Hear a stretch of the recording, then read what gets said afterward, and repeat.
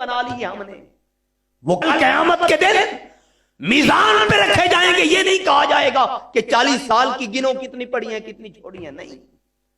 वहां पे तोला जाएगा कि ये 40 साल के अंदर जो पड़ी है इनके अंदर तवज्जो का वजन कितना है, खुलूस का वजन कितना है, इखलास का वजन कितना है, सदाकत का वजन कितना है, बेरियारी से कितना पाक है, रियाकारी में कितनी मशगूल है। जरा चेक तो करो। अगर बेरिया निकली तो खुदा का कुर्ब, और अगर रियाकार हुए तो यही नमाज जहन्नम में लेके जाएंगी। फवैलुल लिल मुसल्लीन, नमाजियों के लिए हलाकत है। हुम अन सलातिम साहून, नमाज पढ़ते हैं मगर नमाज का पता ही नहीं पढ़नी किस मकसद के लिए है।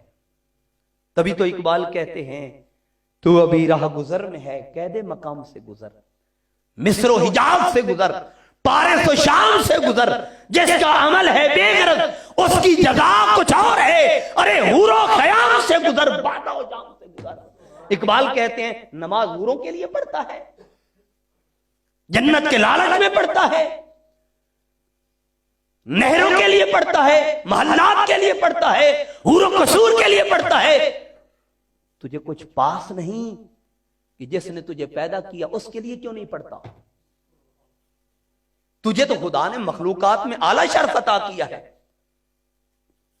लक़द खलक़नल इंसान फी अहसन तक़वीम, और तू हूरों के चक्कर में पड़ गया। ये भी मुल्ला अली कारी ने लिखा, हजरत अली करमल्लाहु वजहुल करीम, आपने इबादत के 3 स्टेप बयान किए। फरमाया इन्ना कौमन आबदू, ये शरह मुल्ला अली अल कारी अल फ़िक़्ह अल अकबर के अंदर मौजूद है। इन्ना कौमन आबदू रहबतन, एक कौम वो है जो इबादत करती है जहन्नम के डर की वजह से। फरमाया फतिल का इबादतुल अबीद, ये आबिद नहीं ये गुलाम लोग हैं, ये गुलामों की इबादत है। इन्ना कौमन आबदू रग़बतन फतिल का इबादतुत तज्जार, फरमाया एक कौम वो है जो इबादत करती है जन्नत के लालच में रग़बत रखते हुए। फरमाया ये ताजिर हैं, जैसे ताजिर 100 दे के उसके बदले में 100 की कोई चीज लेता है, ये खुदा से तिजारत कर रहे हैं। इन्ना कौमन आबदू लिवजहिल्लाह फहमिया, लिवजहिल्लाह फतिल का इबादतुल अहरार।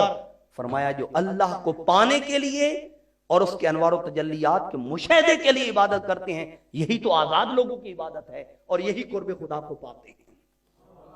पहले 2 तबके, फरमाया वो खुदा के कुर्ब तक रसाई हासिल नहीं कर पाएंगे। जन्नत की तलब और जन्नत की नेमत कोई